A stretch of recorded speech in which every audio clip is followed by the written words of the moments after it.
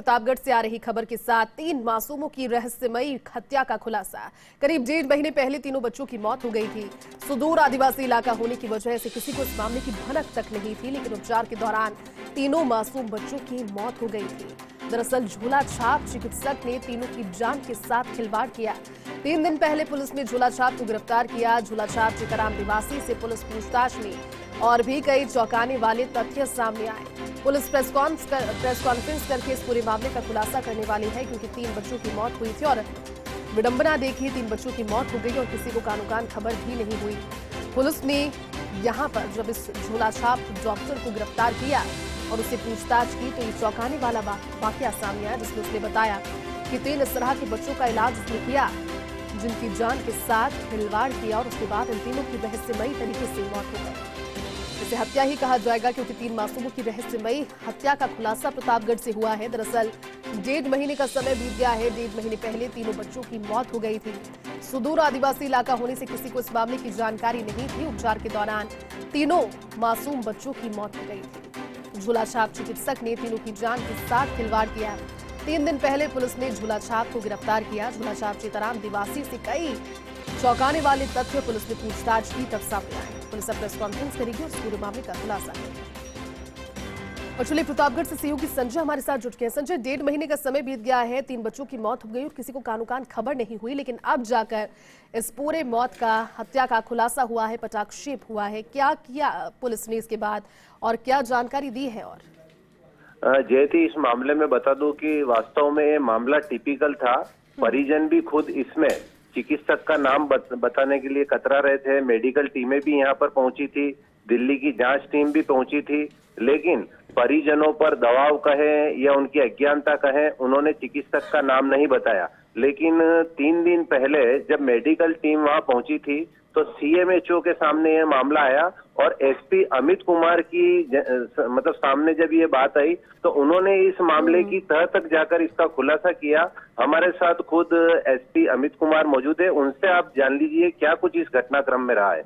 जी hello sir, नमस्कार। सबसे पहले स्वागत है फर्स्ट इंडिया में आपका। हेलो, नमस्कार मैम। सर, इस घटना के पीछे जो भी तथ्य है प्रेस कॉन्फ्रेंस के जरिए पूरा खुलासा आप करने वाले हैं, लेकिन प्रारंभिक तौर पर क्या सामने आए हैं 3 बच्चों की मौत के बारे में? 19 और 20 नवंबर 2023 को एक ही परिवार में 3 बच्चों की डेथ होती है।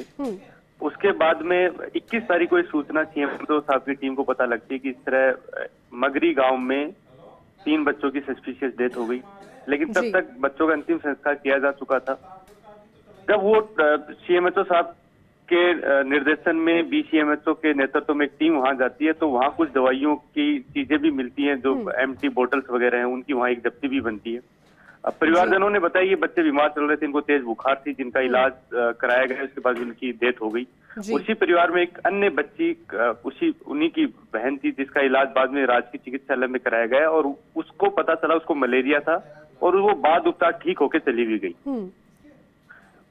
जब ये स्टेट कंट्रोल रूम को भी ये सूचना सीएमएचओ साहब की तरफ से जाती है, उसके बाद में national centre for disease control और स्टेट की संयुक्त टीम उस गांव में विजिट 5 दिसंबर 2023 को करती है और उन्होंने गांव और आसपास के सारे इलाकों में जो भी आवश्यक अनुसंधानिक साक्ष्य थे, पानी के सैंपल हैं, उनकी न्यूट्रिशन वैल्यू है, जो उनकी जीवित बहन थी उसके उपचार के ट्रीटमेंट है, वो सब लिए। वो उससे ये बात लगभग सामने आई कि संभवतः उन बच्चों को भी वही बीमारी थी जिसका संभवतः सही इलाज नहीं हुआ और किसी डॉक्टर द्वारा गलत उपचार करने की वजह से उनकी मृत्यु कारित हो गई। परिजनों द्वारा उस टीम को भी उस डॉक्टर का नाम नहीं बताया गया और पुलिस ने भी कई बार जानने की कोशिश की, लेकिन डॉक्टर के नाम का खुलासा नहीं हुआ। 4 जनवरी को सीएमएचओ साहब की टीम ने एक झोला छाप डॉक्टर पे कार्रवाई की देवगढ़ थाना इलाके में, जिसके खिलाफ 419, 420 IPC, 15(2), 15(3) Indian medical council act के तहत मुकदमा दर्ज हुआ। जब इस डॉक्टर को अरेस्ट किया गया, उसके बाद में जब इससे गहन अनुसंधान और पूछताछ की गई तो ये पता चला कि यही वो डॉक्टर है जिस डॉक्टर ने उन बच्चों का इलाज किया था, जिससे उनकी मृत्यु हो गई। बाद में उस डॉक्टर की टेक्निकल एनालिसिस से हमने उस गांव में जाने की पुष्टि हुई। 20/11 को ये उस गांव में जाके भी इलाज करके आया उन बच्चों का। उसके बाद में पुलिस टीम ने DCMHO के नेतृत्व में जो टीम गई थी, वहां दवाइयों की जो चीजें मिली थी उसको अपने अनुसंधान का भाग बनाया। जो दिल्ली की national centre for disease control के लिए जो टीम आई थी, उनकी जो डिटेल रिपोर्ट थी उसको हमने अपनी जांच का आधार बनाया। वर्बल ऑटोप्सी उस टीम द्वारा की गई थी, उसको जांच में हमने शामिल किया। यहाँ हमने एक मेडिकल बोर्ड बना के उनसे एक डिटेल रिपोर्ट ली कि मृत्यु के कारण क्या रहे होंगे और किन दशाओं में उन बच्चों की मृत्यु हुई होगी जी। तो ये तथ्य सामने आए क्योंकि ये व्यक्ति किसी तरह का रजिस्टर्ड मेडिकल प्रैक्टिशनर नहीं है। बिना डायग्नोसिस के उन बच्चों का उपचार किया गया जिससे उनकी मृत्यु कारित हुई, उन बच्चों का जीवन बचाया जा सकता था।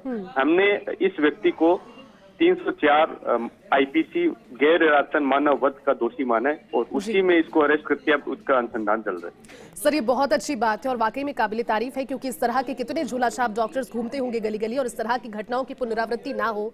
इसलिए एक मैसेज पुलिस की ओर से भी जाना चाहिए जनता तक कि अगर इस तरह का कोई वाकया हुआ है तो आगे आकर बताना चाहिए, बजाय कि इस परिवार की तरह जो चुप रहे, जिन्होंने बताया नहीं और पुलिस को ही आखिरकार ढूंढना पड़ा। एक मैसेज ऐसे लोगों के लिए क्या देंगे आप? बिल्कुल, मेरी आमजन से अपील है, जैसे उन 3 बच्चों की बहन को सही उपचार के बाद बचाया जा सका, ऐसे सरकार, प्रशासन और जितना भी चिकित्सा सुविधाएं हैं पूरी तरह सक्षम है कि सही उपचार, सही डायग्नोसिस के बाद में किसी तरह की समस्या किसी भी परिवार या किसी को नहीं आने दें। तो आमजन से यही अपील है कि किसी भी झोलाछाप डॉक्टर के पास नहीं जाए, ना तो ये रजिस्टर्ड है, ना इनको बीमारी का ज्ञान है। आपका जीवन, आपके परिवार का जीवन इनके पास जाने से खतरे में पड़ सकता है। बिल्कुल सर, बहुत बहुत शुक्रिया सर फर्स्ट इंडिया के साथ बातचीत के लिए, इतनी विस्तृत पूरी जानकारी के लिए और साथ जुड़ने के लिए। तो आप सुन रहे थे SP प्रतापगढ़ अमित कुमार जी को, उन्होंने जानकारी दी और अपनी ओर से अपील भी आप समझे कि उन्होंने जब की तो काफी मार्मिक थी, क्योंकि 1.5 महीने पहले 3 बच्चों की मौत हो गई थी और सुदूर इलाका है, आदिवासी इलाका है, शिक्षा का बहुत ज्यादा अभाव ऐसे में, और ऐसे में किसी भी व्यक्ति पर विश्वास कर अपने रोगों के उपचार के लिए किसी को अपने जीवन की चाबी को सौंप देना और उसके बाद में जीवन को खो देना और उसके बाद में चुप रहना, ये ज्यादा आपराधिक। लेकिन झोलाछाप चिकित्सक, जिसे डॉक्टर्स की ओर से भी रजिस्टर्ड नहीं बताया गया, जब अनुसंधान किया गया उसके बाद में उसे गिरफ्तार किया गया है।